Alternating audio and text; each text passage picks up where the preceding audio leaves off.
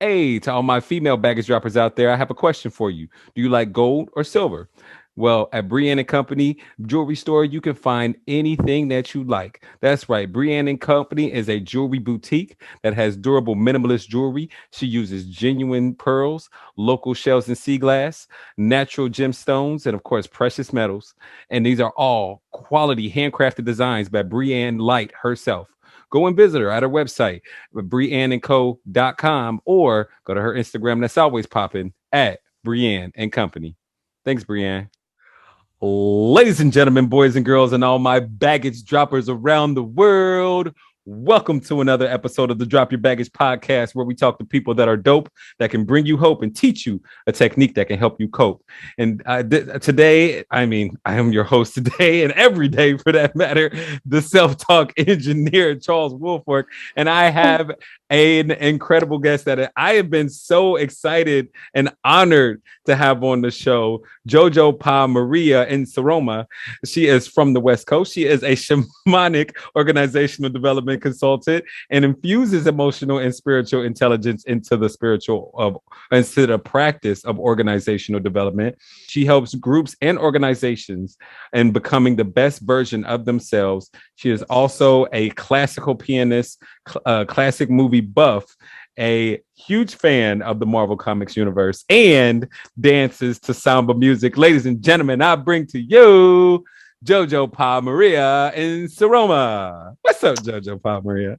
What a wonderful intro. I'm going to hire you now. I will go on the road with you. I'm telling you, I am up for hire. You are by far one of the most fascinating spiritual beings that I have ever met on this planet. And it is such an honor to have met you, quite honestly, but also to have you on this show so I can be a blessing. So everyone that listens to this podcast can get the blessing of what you're all about as well. So please, besides, what I just told people, tell us, let's dig into your story. Like, so where did it all start out with you being the spirit that you are today? And wow. I'm just a little black child from Wilmington, Delaware. The hospital I was born in ain't even there no more. Wilmington Memorial, they tore it down. It's really important and really fascinating. I start my story out in the South, and that my mama, Dolores, grew up in a shack with a tin roof, potbelly stove, and they had to go to the well to get water. She was born in 1933, so during the Depression, right? Mm-hmm. And moving into war. Mm-hmm. We'll never see these people on the planet again. I mean, just amazing, amazing human beings. So she goes from that beginning to us emigrating to New York City, landing on Staten Island when I was about 1 year old. My brother and sister, my sister probably was 4, my brother was 3.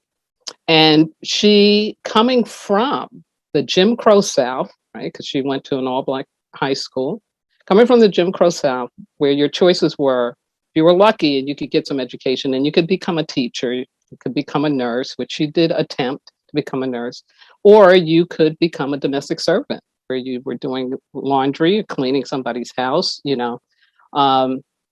and those really were kind of the basic choices that you had for how you were going to experience your life. Mm-hmm. So she comes up to New York and she breaks into New York City.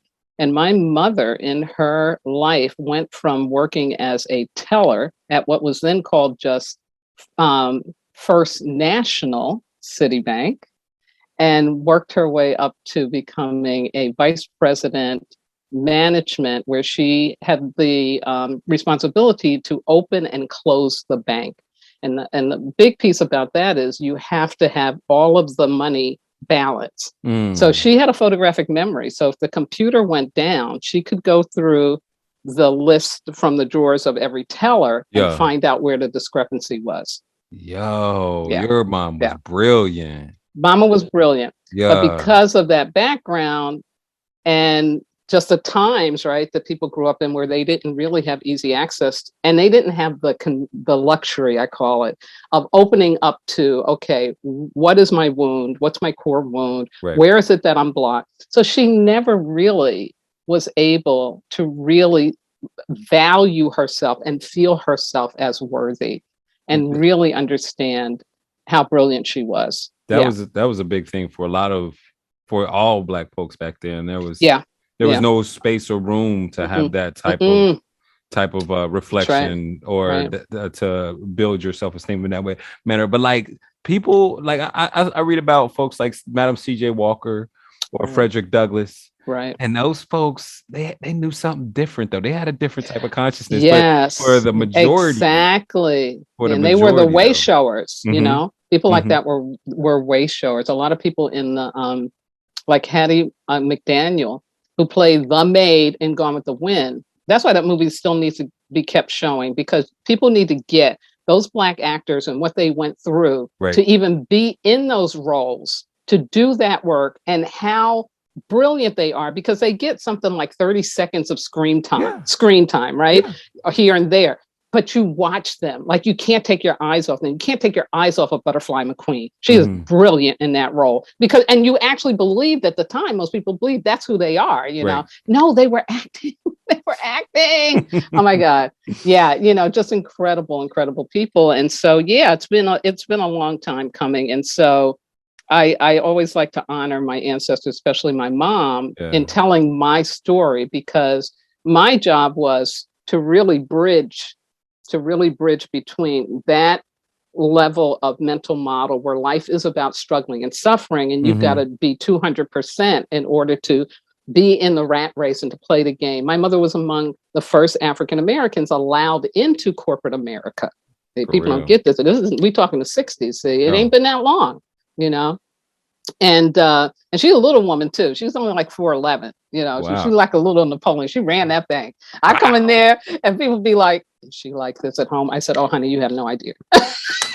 Because my mama, I was more afraid of my mama than any, you know, body teasing me, any kind of peer pressure. No. Yeah. You did not want to stand before Dolores and tell her that you had messed up or something was wrong. Like, it wasn't happening. Yeah. A crazy amount of excellence that was expected at all times. Oh my God. Yeah. Oh my God. You can't breathe. You can't breathe. So my job is to bridge that gap, to really live off of the fruits of their labor, and to really become the truth of who I am versus who it is I think I have to be in order to survive. Yeah. That's a huge paradigm shift. Very That's a really so. huge paradigm shift. Yeah. That sounds like a bit of the ego as well as the expectation. So it's the ego of who do I have to be? That's why, like with the other eyes being that are coming upon you, but also with the cultural way and the cultural norms that you have to be a certain way in order to be successful in this life, you know, within our society. So it's like, is that the type of paradigm shift that you're talking about? Right. Definitely. You know, definitely. And, you know, I was very, very fortunate to come from a family that really valued education. Like, they were just clear. You know, I was talking about going to college when I was in kindergarten. Like, it was, this is what you do. And previously, only one person in our family completed and got a college education, and that was my Aunt Alice, who became an English teacher. But she survived Boston University at the end of the 50s. But, you know, my family really valued education. And, you know, I was what they would call now a gifted child, because I could read at the age of 2. And the trick is that I learned very visually, and I got some of my mama's photographic memory. I don't have it all. Her and my grandmother had it too, but I got enough of it that if people were talking and there were words associated with it that I was seeing, bam, it's in my head. I know it. And one of my favorite stories to tell comes from my grandmother, where I'm on the bus with her. We're coming, you know, going back home, and we pass the movie theater marquee in St. George and Staten Island. And I'm like, you know, about 2 years old. And I'm like, Grandma, look, it's the lost world. My mama told me she was going to take me to see that movie and she ain't take me yet. I'm fussing, right? You know? Right. So a white woman happens to be sitting across from us and she's like shocked. Yeah. Did she just read that? My grandmother's like, yes, she reads. Right.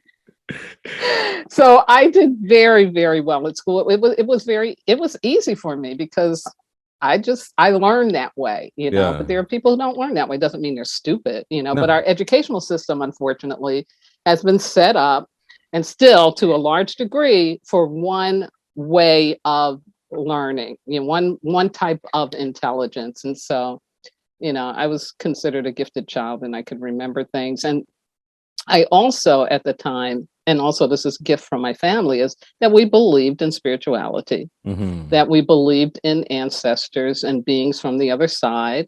My grandmother taught me that you don't have to see them with your own eyes. You can see them with your third eye so that you're not going to be so afraid. And she said, they're just messengers. They come to give you a message. She's like, they ain't got no body. You the one that has the body. So you're in control. You ain't got to be scared of them, child, you know? Wow.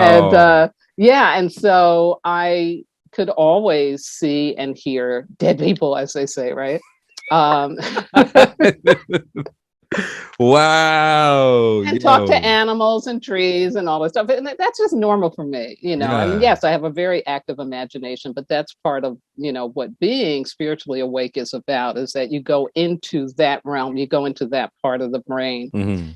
And so when I become 40 years old, and no, it was before I was 40. I'm lying. I was about 36 years old, and I get tapped by a good friend of the family who was like, you know, somebody I deeply respect, because when we were growing up, this was the big kid in the block, right? She took care of all of us.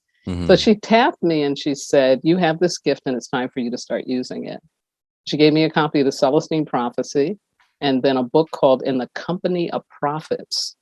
That was written by a Black woman who got on a bus, went down south, and just went and researched and met with and recorded all of these different spiritualists that, you know, were called and she wanted to show me that, you know, what you're doing is not an anomaly. This is part of our tradition, you know. And of course, as I got more into it, I learned about what comes from Africa, you know, that we did bring over as part of the diaspora, that we did not forget. And so I began to open up to it, to realize that, okay, you know, I'm able to hear these messages and see things for people. And it's designed to help them, you know. And so just began to delve into that. And about 4 years into that, I just one day said, and I had her and another person who were my spiritual mentors, which is a blessing. You know, everybody needs that, because it's very easy to get caught up in the egoic part of your spiritual gifts, and that can take you into some real trouble. So my two mentors always told me, you know, this is unique to you. You don't compare yourself to anybody. You don't need a guru. You ain't need to be following nobody. Ain't about that. If you're going to learn something, learn it and then take it. Boom, it's yours. Don't you ever, ever treat yourself like you are less than. Yeah, they kicked my butt. Oh yeah, clear. And so that helped me avoid a lot of the traps that unfortunately I know a lot of people walking a spiritual path can get into. And I'm sorry.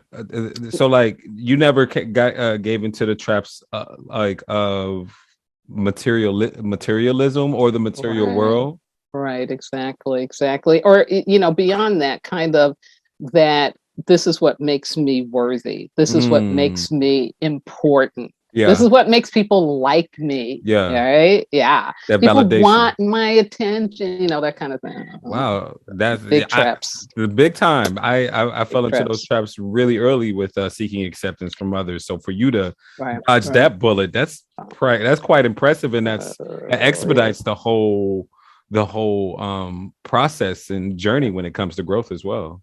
Yeah, definitely. You know, because you are in a vulnerable position, big time. Know, because now it's no longer just, something that I do. It's something I'm to do for other people. Amen. You know, and there's a big difference in that. And then learning your boundaries, you know, giving them boundaries, because you know, spirits, they'll take over your voice, they'll take over your face, they'll take over your body, they will take over. And so you have to set the boundary and tell them, this is how we're gonna work, okay? You stay over there, I'm over here.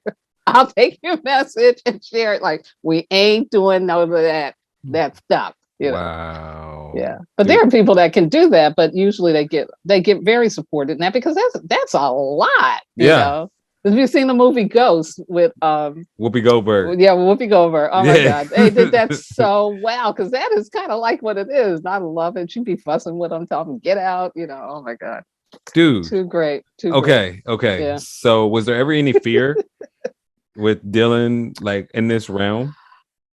You know, not fear from the realm as much as fear of, am I going to tell somebody something and it's going to be harmful? Yeah.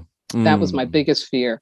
And so then I had to learn that I wasn't God, that just because I have a gift doesn't mean I'm God. Right. And so Spirit one day said to me, after I was working with somebody and I was really in that, oh, did I tell too much? Did I say too much? You know, and they said to me, now, if this person goes out from you and gets hit by a bus, are you responsible for that?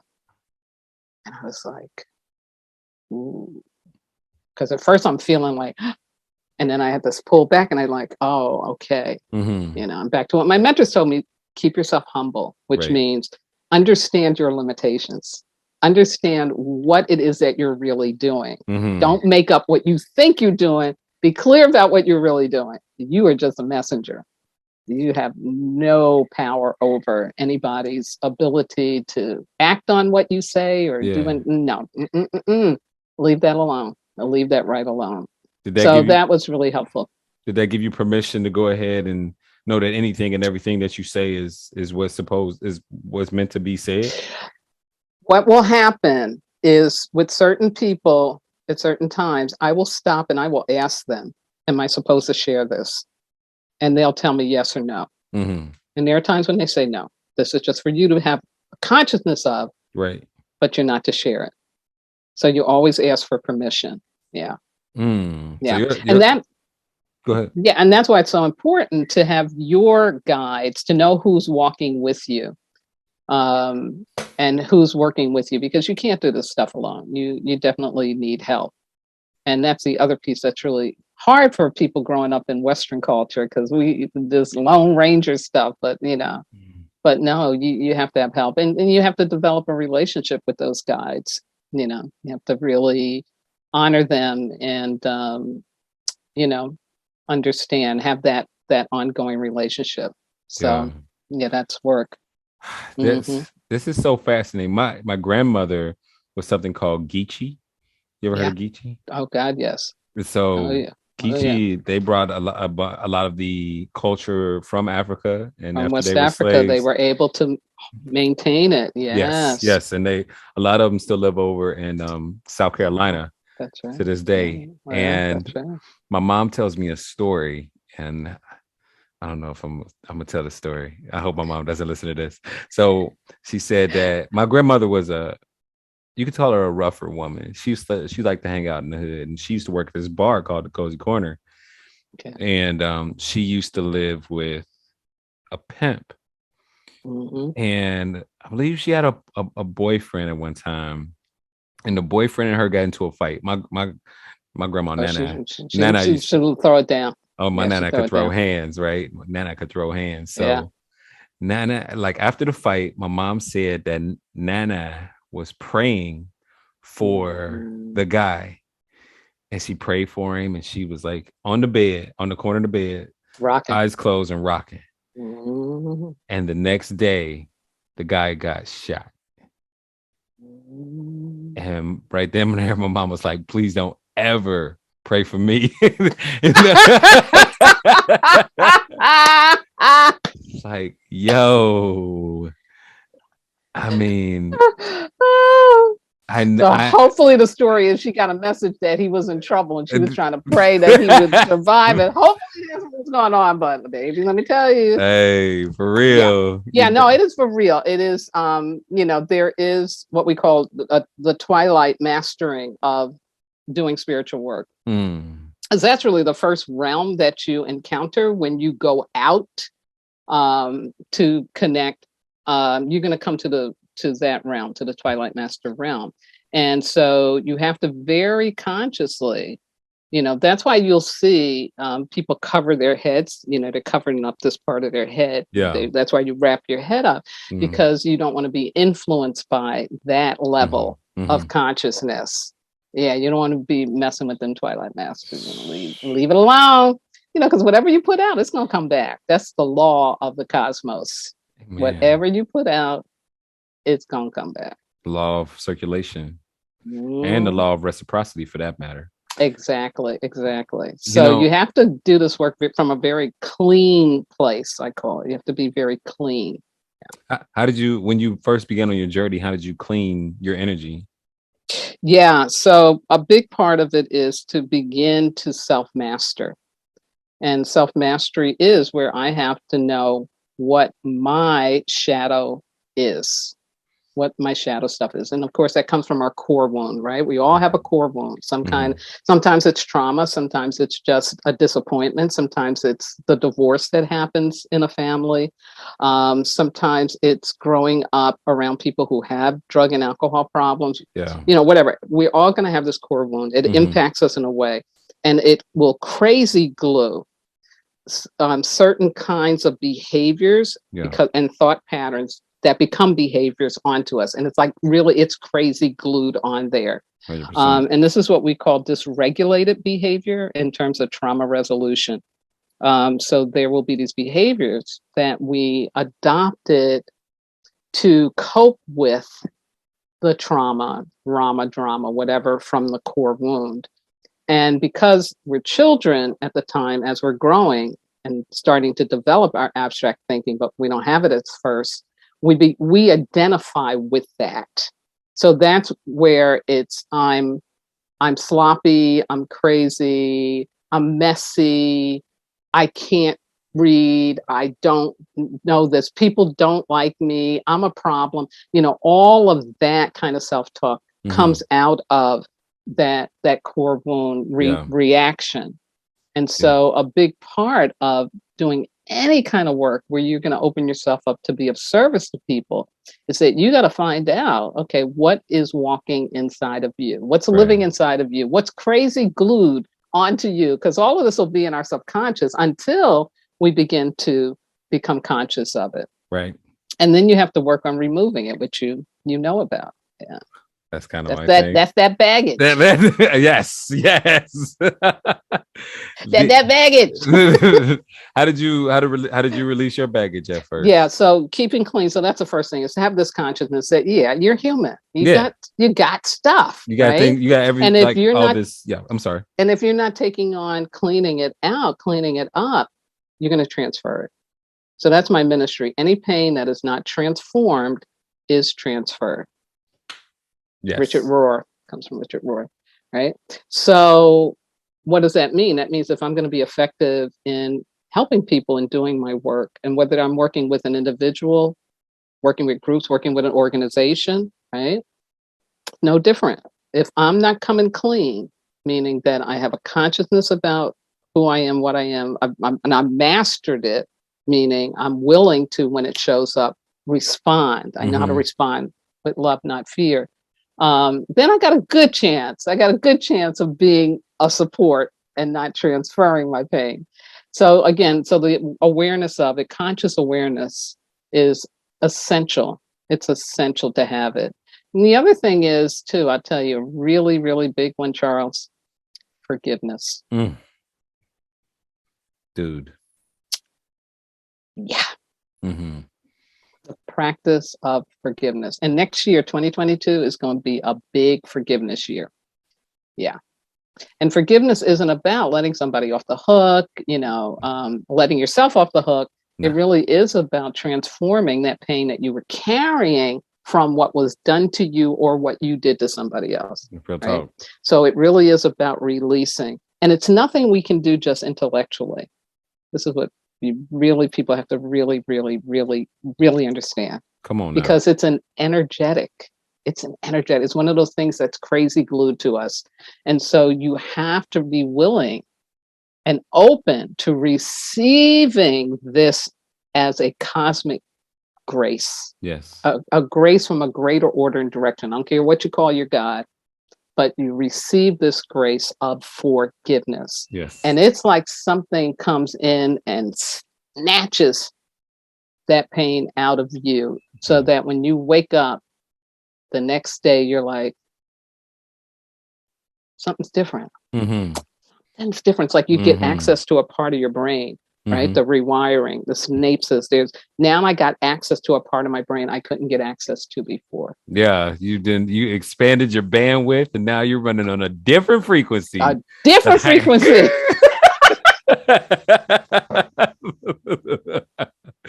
Yes.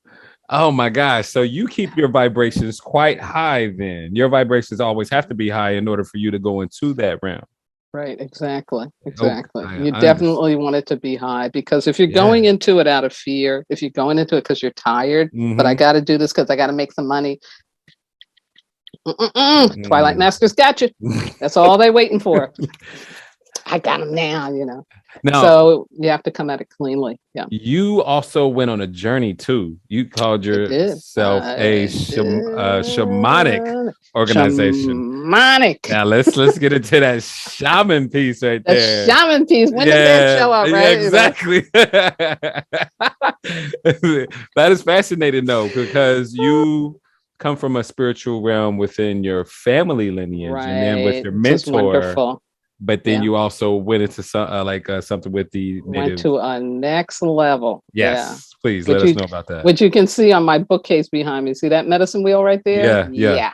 That's the African medicine wheel from Burkina Faso, and really the Dagra tribe, which would have been all over West Africa, because the creation of countries and invisible lines, that's a very European thing. Yes. That's not how Africa was organized. Really organized in fractals. There have been people who have taken some pictures from above at some of the remaining actual indigenous villages. And when they look at them, they see, oh my God, it's a fractal. It's a fractal, right? Because we're human beings and we're connected to the universe. Yeah. So this tribe, the Dagra tribe, I know is my ancestral tribe. I just know it. So it had been calling me, right? I didn't know it, but this is what I've been walking to. And the way it comes, it's a really cool story, because I had this chiropractic when I was living in Milwaukee, Wisconsin. And he had a mama who had done some after school programming out here in California. And I had done after school programming and got it. So we made a really good connection. He got it. Like, he wasn't afraid of Black people, basically. White man in Wisconsin wasn't afraid of Black people, right? So he was cool, he's a brother. He was brother. We call that a brother blue, he was brother blue. So old brother blue showed up one day with a tape. So that tells you how long ago this was, right? Tape, right? Audio tape of these three men doing a men's weekend in Los Angeles. One of them was the great James Hillman, a great Jungian psychologist. Love his stuff. The other was a storyteller from the Bronx called Michael Mead. Got that Bronx accent. Amazing into the Celtic as well as African tradition, whatever indigenous tradition. He collects stories and he tells them so beautifully. Very cool. And then who becomes my teacher, Malidoma Somé. And I go home and I listen to this tape and I'm blown away. It was so powerful. The most powerful was Malidoma was telling the story of how he got initiated at the age of 21 into his tribe after having been in a Catholic boarding school from the age of 5, not allowed to learn about his culture, not allowed to speak his family name, was on his way to be a priest and got out of it, goes through a David Copperfield story of magically getting back to his tribe. His mother recognizes him. And he decides that if he's going to be able to exist in this world, because he can't be in the white man's world, he's clear about that, but he also can't be in the village. He's a threat to them because he knows now how to read and write.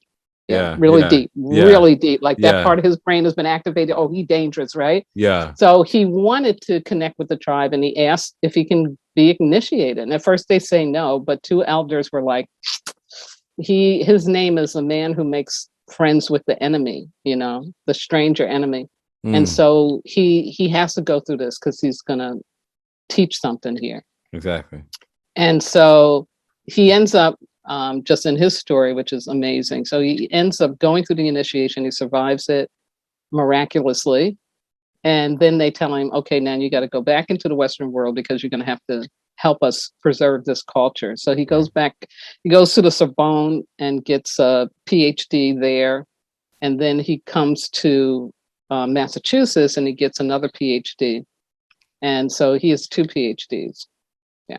Wow. Yeah. Very fascinating. He's just absolutely brilliant and crazy. So how can you not be? How can you not be after what his story, what he went through, pedophilic priest and all that. Oof. But I listened to him do this talk about the power of initiation, the importance of initiation and the loss of that in our culture. But he starts telling a little bit of what he went through. And there was something in the timbre of his voice, Charles, that just spoke to me like, yeah, I know this, right? Yeah. So what happens is I find out that he wrote this book. It's called Of Water in the Spirit. And this is where he really tells more of the story of initiation. So it takes me 2 years to read it, get it, put it on my bookshelf, 2 years. So I had to get to it at the right time, which is that I'd left my corporate job. It wasn't corporate, it was nonprofit, but it was for a national office, quasi-corporate. I dropped out from that because I realized I wasn't being fulfilled. And I just opened myself up to, okay, what's next? And so, it's time to read this book. Changed my life.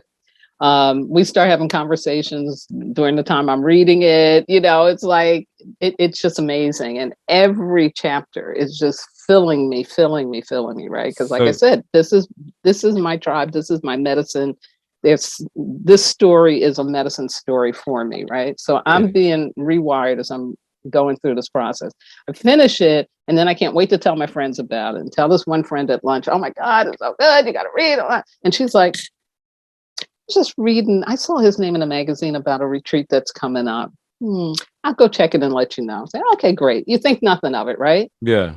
Within a half an hour, she calls me, gives me the name of the retreat and a phone number to call. That's crazy. Another 2 weeks go by. And I call. And 4 months later, I'm out in the wilds of Montana, on this 800-acre ranch with coyotes running around and bears and lions and tigers and bears on mine, and getting initiated, which I now understand. It took me 10 years to realize that that's what was happening, but I was being initiated into the medicine. And the beautiful thing too is that I have Cherokee background. So my great grandmother was Cherokee on my maternal side. Right. And my grandfather used to take me into the woods and we'd get bark and we'd make grandpop's medicine, and tell me about, he taught me all those kinds of things and that connection to nature, the importance of being connected to nature, right? So there was a Native American woman also that he was co-facilitating with. So I get both of those medicines. So I call it the medicine of the buffalo and the lion. And so I didn't have to like, I can't, if I'm doing African, I can't do Native American. No. They were like, no, this is you have it all in you. It's all within you and you carry it in the way that you're supposed to carry it. Amen. Like all the modalities can work together. Yeah. Exactly. And that's at the time for it, It really, the 2012 a big message from the 2012 shift was about the coming together of all the nations. The First Nations up in Canada. Yeah. Yeah. Yeah. No, and in the world too, just like all of the nations, all of the races coming together. That's I the didn't age know that we're that. in. Yeah. That is It's very called cool. the rainbow prophecy. Huh. Yes. That is Very wow. powerful. That, Yeah, that very it had to be powerful. powerful in order, and Mhm. like because they have a bigger identity now, a bigger presence. Exactly. Yeah. Exactly. Yeah. Yeah. So That moving beautiful. and shaking. Yeah. And so that began, my association with Malidoma. And, over a 5-year period, I had the opportunity to work with him, learn from him, go to gatherings he was doing, and he'd let me assist. He was always very gracious. And so I kind of apprenticed learning, more just about how to carry this medicine, like Yeah. how watching how he carried it, what he did, how he worked with groups, how he stayed grounded, Right. just all of that was really great. Right. And then it became time for me to take it and to use it. And through the grace of God, I was able to insert it Mm-hmm. into a human services organization and a program that I created Wow. called the Wisdom Walk to Self Mastery, which turned out to be for men who were coming to the program because of domestic violence. And so this was a healing opportunity for the ones who couldn't do well in the regular classes because of either their inability to pay attention. They were having so much, they were living the post-traumatic symptoms, Right. or just had never been able to complete a program. These were the ones that we knew, like, okay, they need something more. Right. And so I was able to work with those men, and very proud to say that one of them from my first cohort is now the steward and lead facilitator of the program. And that's Congratulations. my Floyd. Yeah. Love him to Ah. death. Yeah. And you So, I'm yeah. sorry, you transitioned from having the like being with those groups of men to now being in larger organizations and companies. Right. And so it started with that organization because I was bringing such innovation and doing such different things, with Yeah. the men, right? Because I'm bringing in indigenous wisdom, spiritual and emotional intelligence, movies, all that good stuff. Yeah. And so I was able, executive director Terry was just really open. So I was able to say, let me take the staff through this. Let them understand and learn what I'm doing. And of course they need that too, right? Of They've got to course. work on let's clean out these core wounds. Big time. And so we've created something that we call healing focused care. And so we're in the process now of really directly going out to teach other organizations about this process. And I wrote the book, which you see here on my shelf, as a tool for the men. Mm-hmm. And a good friend of mine said, Jojopahmaria, it's going to be more helpful than just for the men. There are other Right. people that would like to have that. So the Wisdom Walk to Self Mastery, ancient wisdom for transforming pain. Yeah. And for Wow. people who want to take a deeper dive, Malidoma has 3 books. One is the Of Water and Spirit, which I Mm-hmm. highly recommend, about his journey and about the initiation and just the honoring of, the indigenous wisdom. And then one that's called The Healing Wisdom of Africa, where he breaks down the wheel and gives you information about the wheel and the rituals for it. Yeah, it's really beautiful. And And he, he's still out there teaching. So malidoma.com is his website, and you can go. He's still holding gatherings and taking people through learning some of the modalities of the indigenous wisdom. Yeah. and with Malidoma, the first book that's called Of Water and the Spirit. Water and the Mm-hmm. Spirit, that's the one that changed your life. That's when it changed my life. I'm so excited. Does it have an Audible by any chance?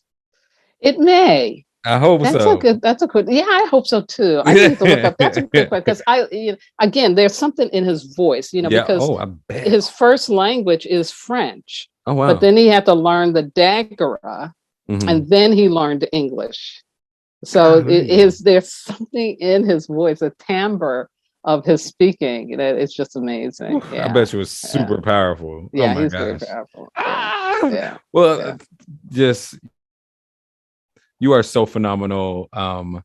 It's so impressive to see how your journey has gone from the genesis of you being a child and working with and learning these things from your mother and your mentor, but also going through this spiritual realm with like literal spirits and learning more within yourself, but then enhancing that to help organizations and some of the people that need it the most here in the world. Like that's such a beautiful like thing that you're doing, and it's such a beautiful journey.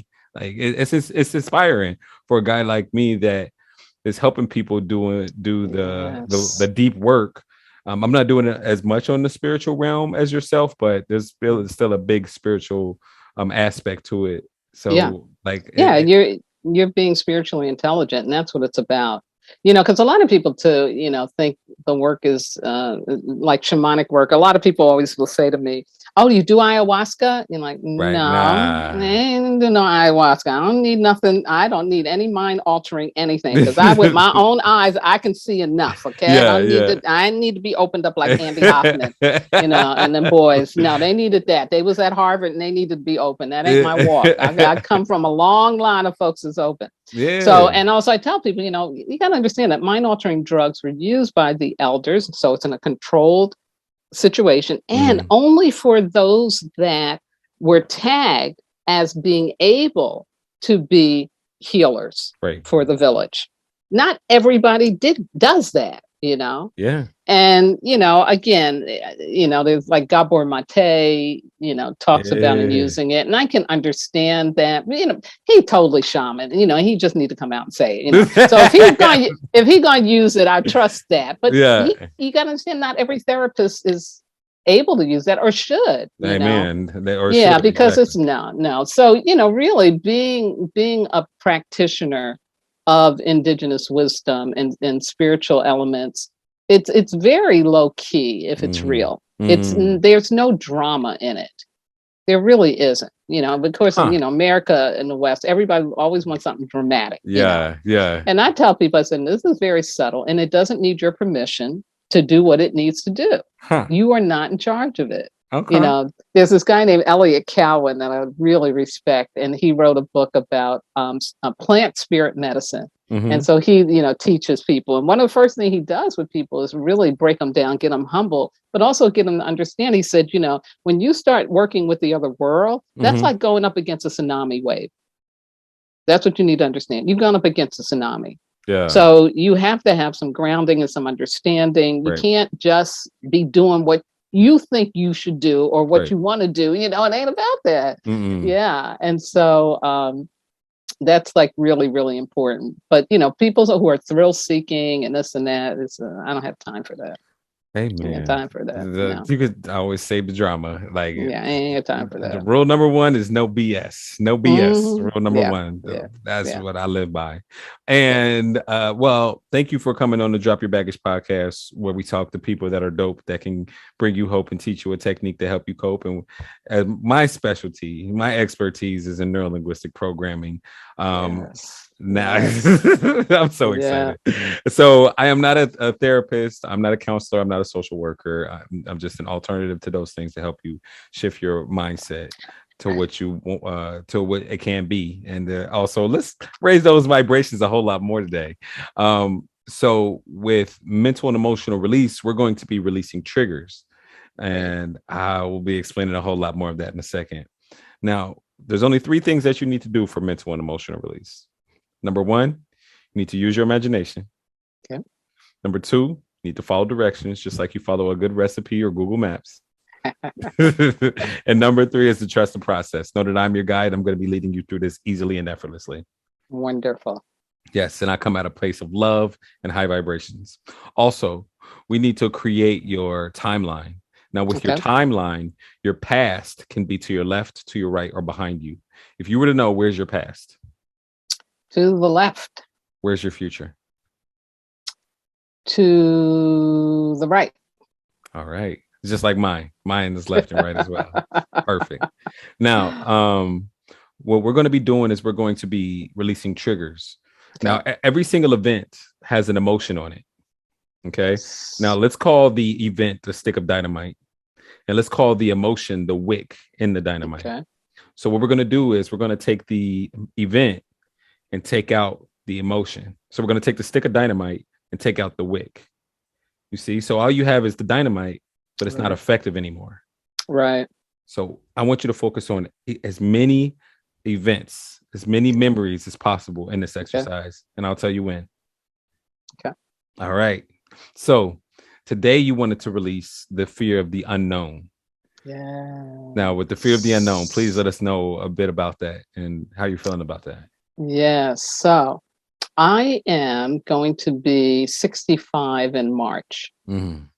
And I am entering into a time in life where your body starts to let you know that 65 isn't just a number.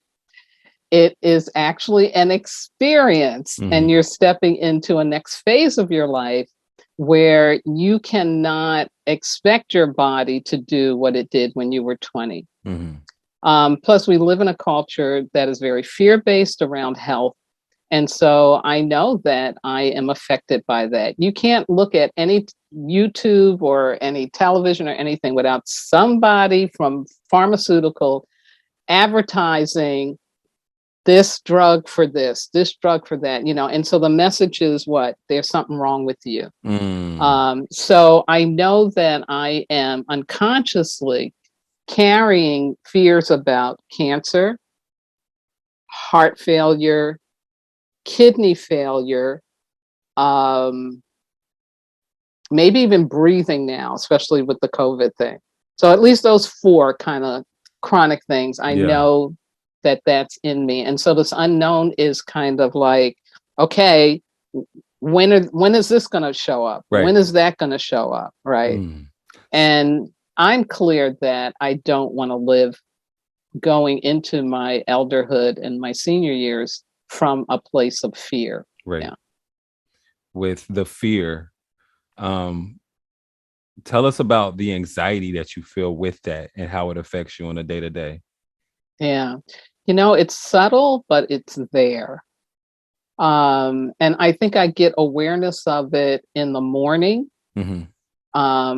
I'll wake up and I can feel a fear, that is irrational. Like, because I'm safe, I'm good, it's not around me. Like, what I'm in my dream community, so I know that's one of the ways it shows up. Another is in the late afternoon when I'm ready to take my walk. And so I start thinking about, am I going to have enough energy? Am I going to do this? It's like it becomes a problem, know. And then I think when there's something that I'm thinking about, when I'm starting to try and make some plans, I know that I get a little anxious about, will I have the stamina for this? Will I really be able to do this? Yeah.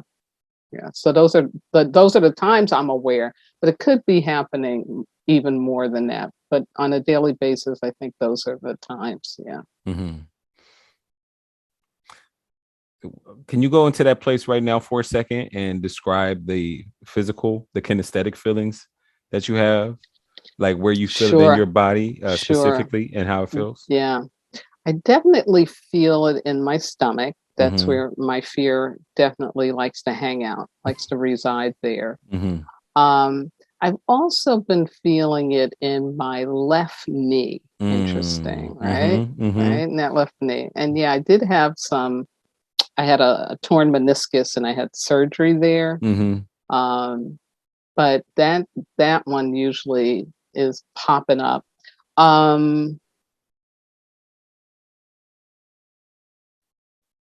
My breathing, I will notice sometimes is more shallow than I would like it to be Right. when I'm feeling that. I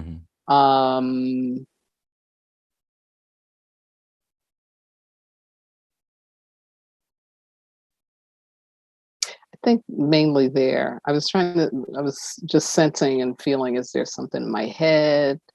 I'm feeling in the head. I mean, you know what? In the shoulders, probably tightness in the shoulders. Yeah, that's another place that lands for me. Yeah. There's a book by a wonderful, wonderful lady, passed away. Her name is Louise Hay, and it's You Can Oh Heal yeah. Yourself. Oh yeah, I know Yeah, Louise. I have yeah. several copies, and I give them out to people all the time. So the It's so right on. knees and the shoulders are the feelings of carrying around something. You have something heavy on your shoulders, and you're also it wears on your knees. I remember both of those specifically as places where fear resides. Yes. And of course, that pit of your stomach when there's a fear. Yes. Oh my God. Let's go ahead and get rid of that fear for you. Oh my gosh, I'm so excited. I said, all right. Let's get it. Let's get it. All right. So this is going to be just a simple systematic guided meditation. Use your imagination.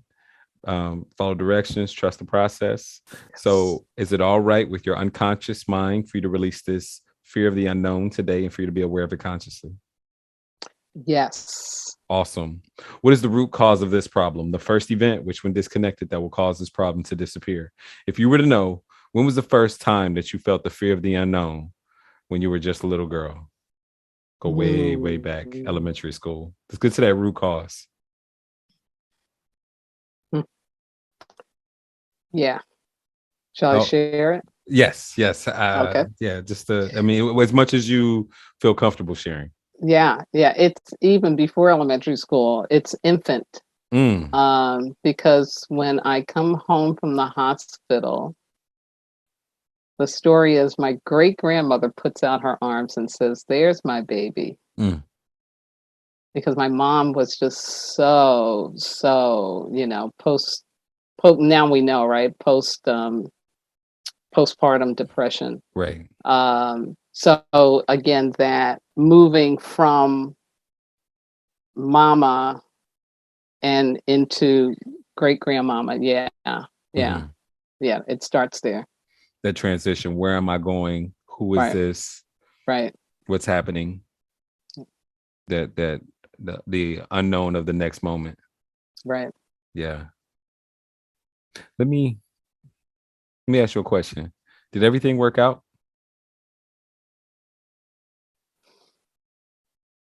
Yes. Yes, it did. Okay. Yes, it did. Okay. All right. You can go ahead and close your eyes and relax and let me know when you're ready for the process to drop your baggage.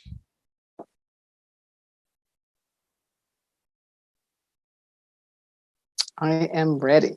Awesome. Now, just imagine floating outside of your body as if though you were a spirit or energy. And just imagine seeing yourself right here, right now, from a third person point of view, like a fly on the wall. Just hover above yourself and see everything around you. See the desk in front of you, all the books behind you, the glasses on your head, your beautiful earrings. Let me know when you can see yourself from a third person point of view. I'm there. Awesome. Now, just imagine floating up above your timeline and float to the left, deeper and deeper and deeper into the past, above that first event in which you felt the fear of the unknown when you were an infant with your mom and your great-grandmother, and just float above that event, seeing the whole event from a third person point of view, like a fly on the wall. Let me know when you can see the event. I can see it. Now stay right there, being the observer of the event. Now, just ask your unconscious mind what it needs to learn from the event. The learning of which will allow you to let go of the emotions easily and effortlessly.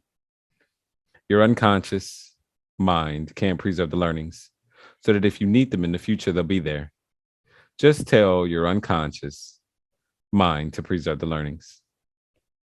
This is an exercise of forgiveness and acceptance.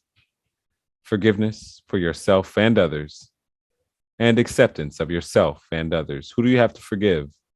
What do you have to accept? Who do you have to accept?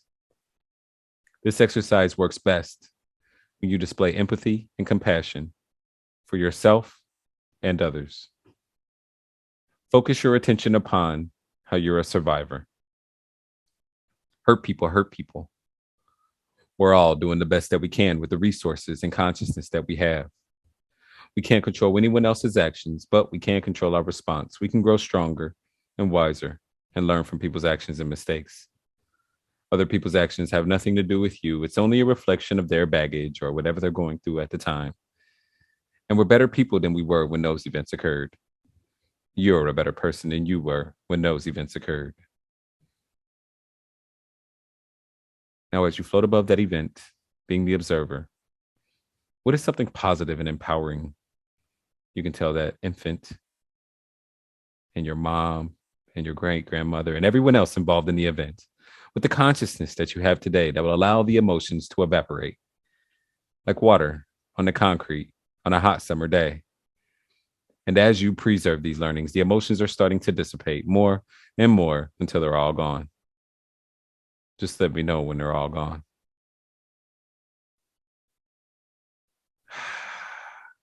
That's right. Dissolved. Awesome. Now, with your eyes closed and you observing the event, tell me, what did you learn from the event? Required reality. So it was very, very important that my mom give me over to my great-grandmother because she needed a rest. She needed that rest, and she had 2 other children that she had to be in consideration of. So she needed that rest. And my great-grandmother needed to share with me so many things. And also, my presence for her was such a gift. And it gave her the opportunity to experience herself, who had been so shut down, life so hard, such a struggle. And it gave her an opportunity to experience herself as loving, as gentle, as soft. And she infused me with so many things. She spoke so many things to me that I've received and live out of. Shay, yes, that's beautiful. That's truth. Yeah, that is truth. Required reality. Yes. Now, as you float above the event with your eyes closed, tell me, what is something that you learned that you can take from the event to take into the future with you to make you a better person? How our existence matters. That in ways that we aren't always going to be aware of. But we can trust that our existence matters and that we are connected to people in ways that we just can't know. And that ultimately it brings about right outcome. But to really, really understand our value, our worth, that we matter. Yes. Awesome.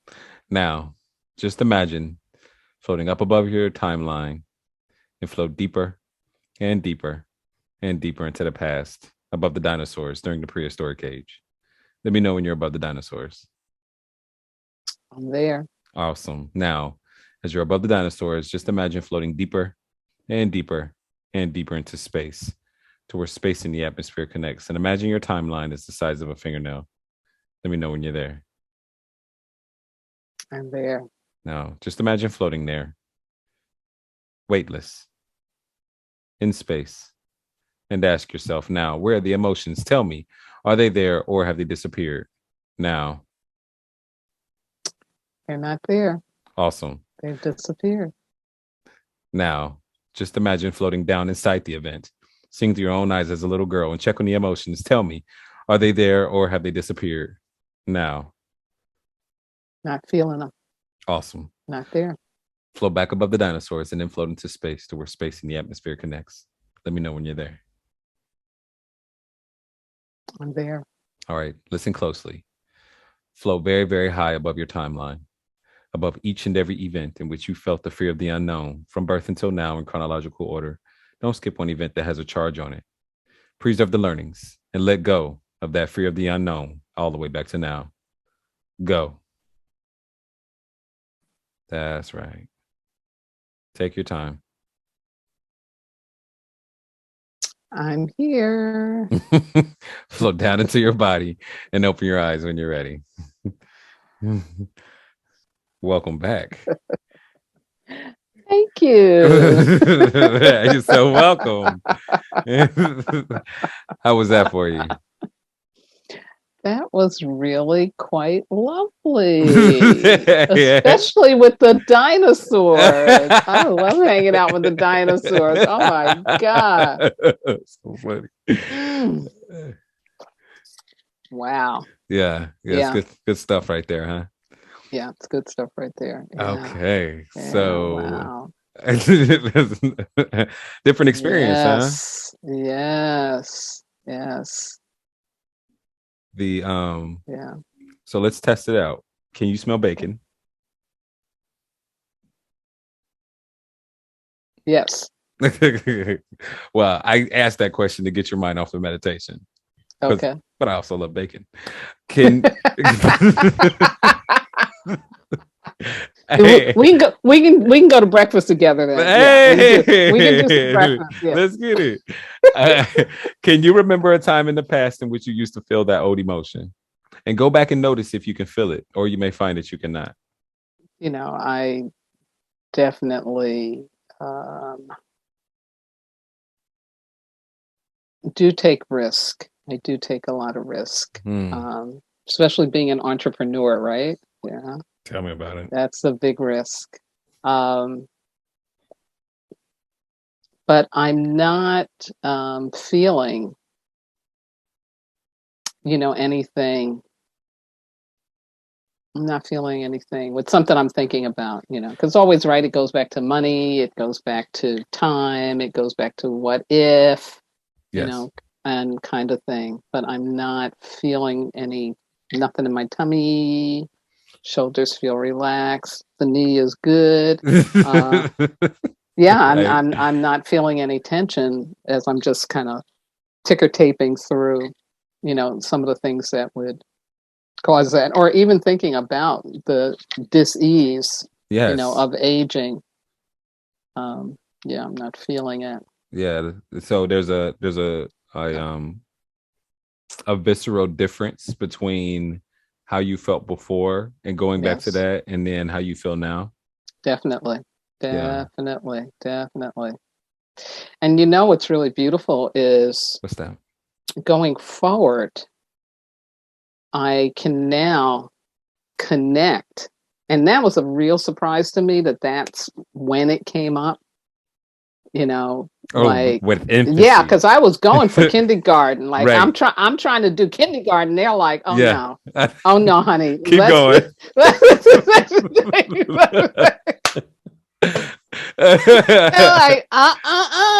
here we go. So I'm like, but because both my great grandmother and my mom are in the ancestral realm. Right. And my grandmother was probably there too, Lillian. But these women, this triumvirate, are so important in my life. My great grandmother, I have a letter from her that she wrote to parents about the importance of Sunday school for children. in this Wow. beautiful cursive writing. But she was a community worker. She was about the children, that's what she gave me. Beautiful. I'll sacrifice everything to make sure children are okay in this world, Amen. Amen. and so to have that as a buffer for when that tries to creep back in, Yeah. like you're going to die, you're gonna, sorry, and to wait a minute, Yeah. I don't need to be afraid of that. I don't need to be afraid of that. And I have that energetic now stamped on me, like a talisman, That's like a beautiful. touchstone. So there was an acceptance of that Yeah. spiritual kind of realm now. Yeah. What makes it more peaceful? What did you accept? Yeah. I accept it. My sacred contract. That's what I mean by required realities. Our core wound is for a purpose. There's great treasure in it. Yes. And so mining that treasure, but you have to accept these required realities if you're going to get to the treasure. 100%. It's a required reality that your mom was going through that postpartum depression and that you had to go with your great grandmother. It's just the reality of it all. It's the reality of the situation. And the reality of the situation also is that we're going to make that transition. Yeah. And that you're going to join your ancestors in that ancestral realm. Yeah. That's beautiful. That is very beautiful. Yeah.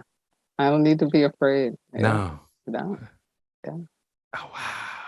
That's deep. Yeah, because it's so irrational, right? The fear is so irrational. It's not intellectual. It's really in that realm of what we think we're supposed to. Again, like I say, it gets crazy glued to us. Mm-hmm. So this really, you had the right adhesive remover.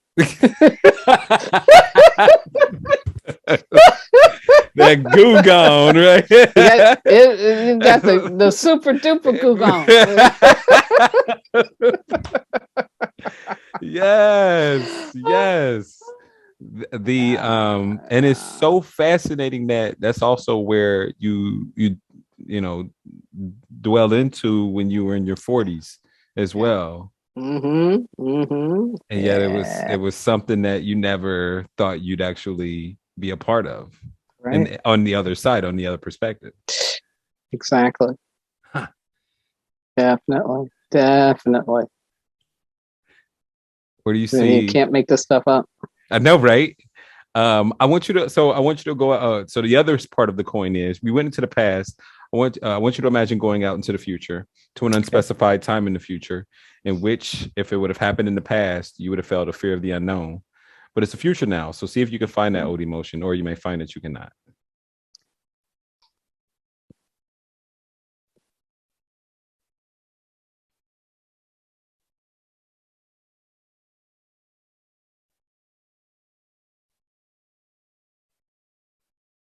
Not feeling it. Yeah, I knew that. It was just something that. Not feeling it. Yeah. Well, yeah. Feel like I'm required to do. How long did you have this fear? Did your mortality run upon you?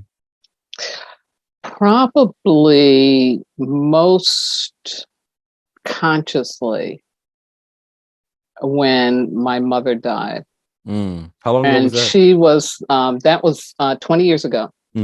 And she was the final in a decade of us, me and my brother and sister and cousins, losing the majority of adults who had raised us. And chronic disease, cancer, heart attack, diabetes. And most of them were just still in their 50s or early 60s. So, the age trigger for me, right? 65, because my mother died at 67 from lung cancer. And, that's trauma for you when you watch somebody you love and somebody that important in your life. I mean, she really was God to me, right? To go. And I was blessed to be able to be there and be one of the caretakers, me and my sister. And I knew that was important. I knew that was essential for me. to do that. But, and I knew too, I got stamped more with this fear around mortality. Mm-hmm. Yeah. So when 60 something started creeping around, you're like, oh man, it's around that time that mom died. Like, what's in store for me? Right, exactly. If someone that was so amazing could just go, right, what does that mean about me? What does that mean about me? Exactly. Oof. Exactly. Yeah. No, it's that's the trauma mind. Yeah, exactly. Kick your butt. Kick your butt. Keep you up in the morning. I tell you. Keep you up in the morning. Be waking up in the middle of the night, heart all palpitating. Shit, you don't even know why. What's going on here? Why is this happening? Help me. No, it's no joke. And people don't even realize. Sometimes they don't connect the dots. We don't connect the dots enough. But when when we connected and we met and talked about you doing this work, and you asked me what I would work on, it was right there. I knew. Oh, yeah, this is it. You knew exactly what baggage you wanted to drop. Yeah. On the spot. Yeah. Big time. The it's so awesome that I could help you with this. So like now, how do you see those commercials and everything? Right. Because they're still going to be there. They're still going to be there, right? They're still in our they're going to be in your consciousness. Right. Right. How do you see those now? Yeah, now I don't have to take it in.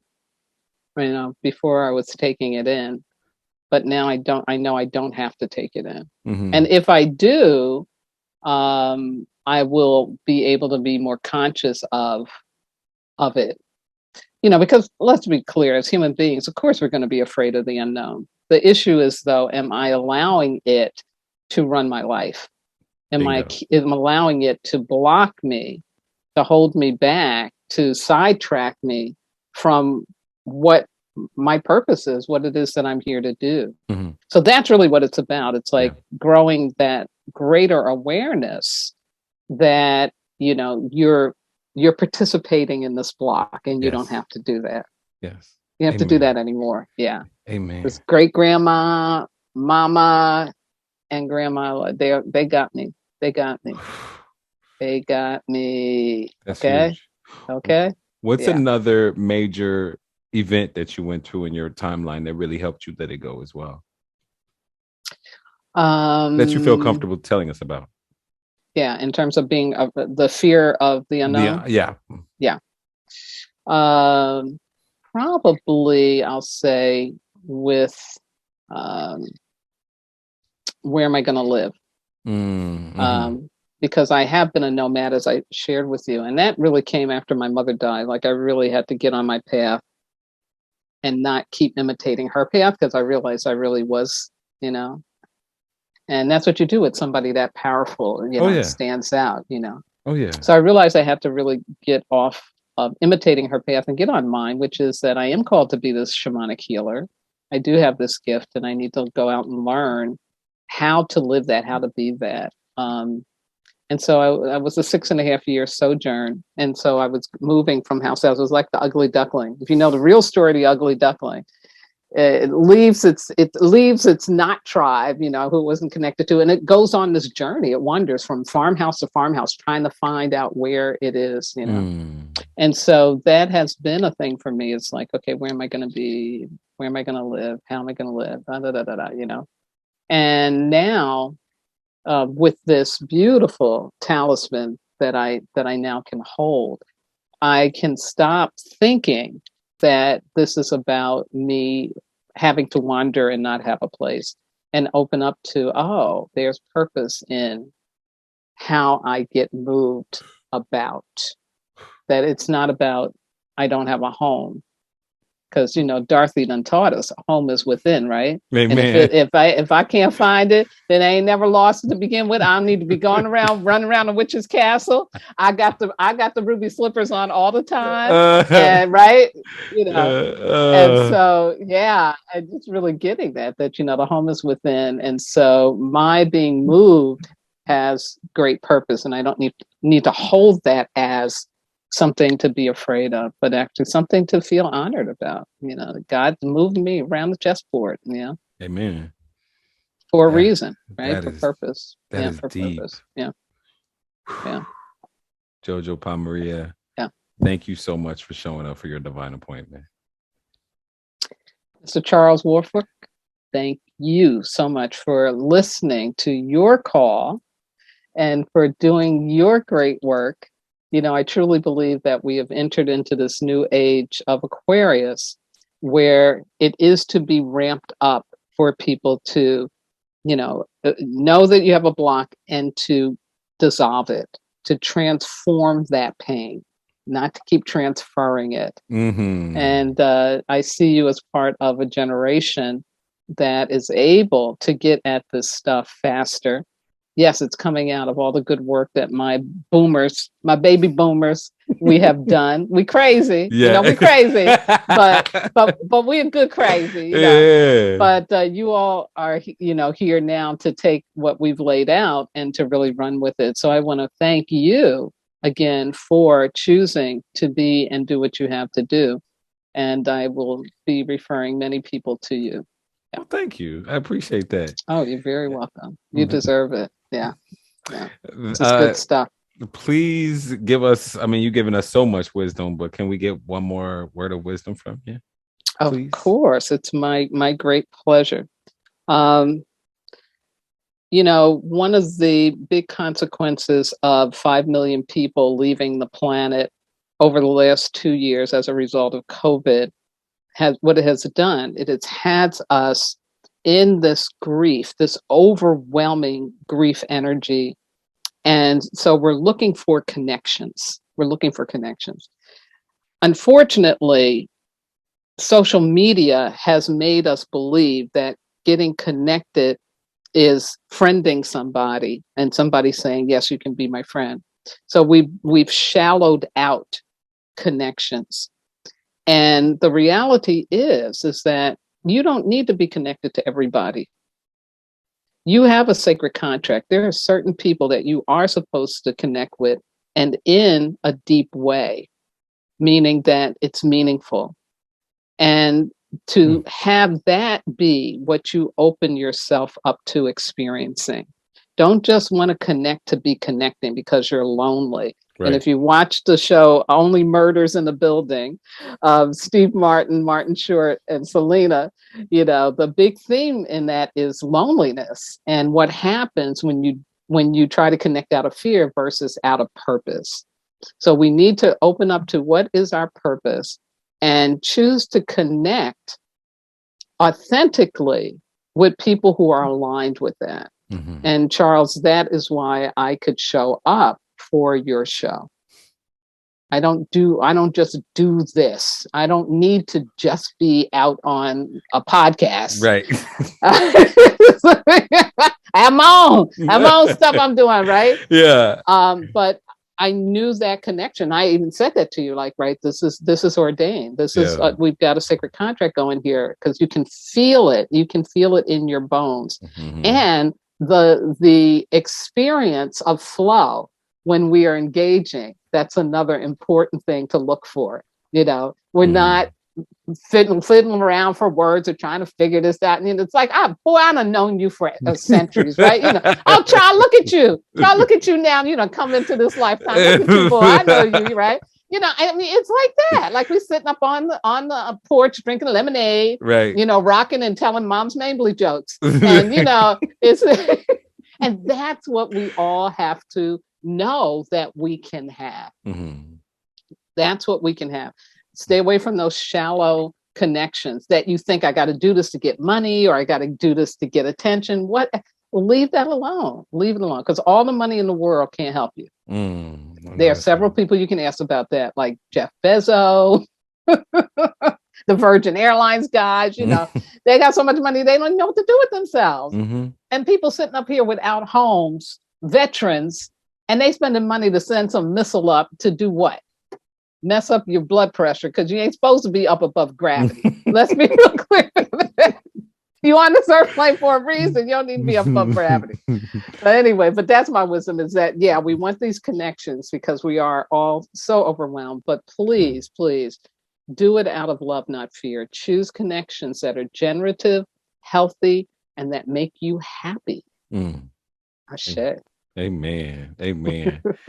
And with that, ladies and gentlemen, thank you all so much for tuning into the Drop Your Baggage podcast. Thank you for your attention and your support and your love. And I love each and every one of you all. Yes. And this is where we talk to people that are dope, that can bring you hope and teach you a technique that can help you cope. And until next time, please take care of yourself and take care of one another. Peace. Ashe.